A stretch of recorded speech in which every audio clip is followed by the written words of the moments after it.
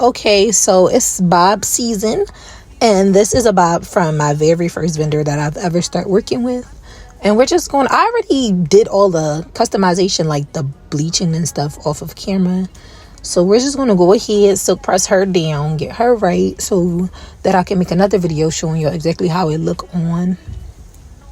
So you want to make sure that the hair gets wet, like you want it to be moist when you're pressing it out.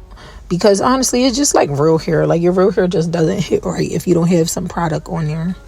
So I'm just using my hot comb, going around to make sure that it's flat. So when I straighten the closure, because my lace, I get my lace super flat. So once I'm going around, I'm just making sure that it's flat. Now you want to do the chase method when you're silk pressing at any time, no matter what. So I'm not going to do the whole entire thing on camera, but you're going to see in a few minutes just like the different effect that happened. So right here, there wasn't a lot of product on there, so the flyaways was still present. And you know, like you can't take away all the flyaways, but I feel like you don't want to just have all these flyaways in your bob. So I'm just going section by section, and that's when I realized, I'm like, oh, I didn't do what I would normally do, because honestly, I'm just trying to get back into video making and getting ready for nursing school. So it's just been, you know, a little hassle, a little razzle dazzle. Now, y'all, so you want to go ahead and put some holding spray. I freezed it a little bit for y'all so y'all can see.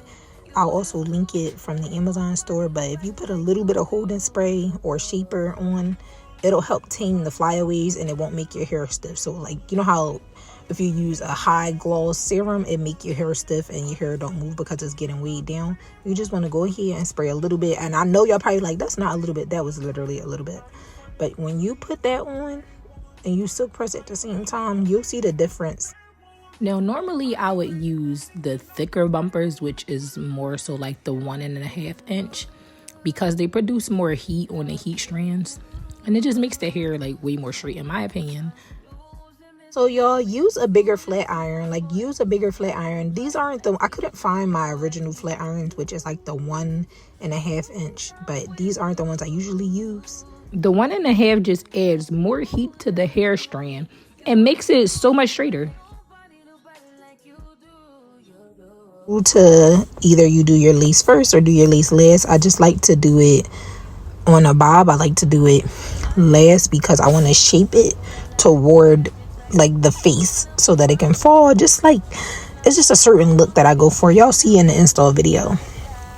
But you want to go ahead and section out like you want it to look a little real. So you section your back out and you do your sides so that it can look a little natural once you put it on. And you're going to hit it with that holding spray and it'll just get it flatter. And make sure you're using a lightweight serum or heat protectant spray when you're doing this. And then I'm just going to go, I'm not going to go all the way around like with that same method, if that makes sense. I'm going to start parting towards the front and I'll just hot comb it down. And I use that method going back and forth on both sides using the same combination, which was the Garnier silk serum and then the shaper, and at the top I finally use a wax stick, and I'll show you that in a second. But you don't want to overpluck. Don't overpluck. Just give yourself a nice little cleanup. It might be a little bit of knot showing or something. Just give yourself a nice little cleanup, and you'll see in the video that I'm going slow, but I am going to speed the video up. But I'm going slow just so that I don't make no holes inside of it or anything. And I like for my front to look a little natural. So I go ahead and I kind of thin it out. Now, don't make it bald. Don't make it bald, please.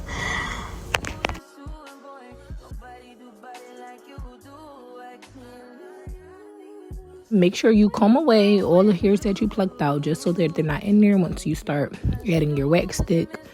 And then I don't have a special kind of wax sticks. I usually use the ones that are by my brand, but I'm not in stock right now. So this is just a bedhead wax stick.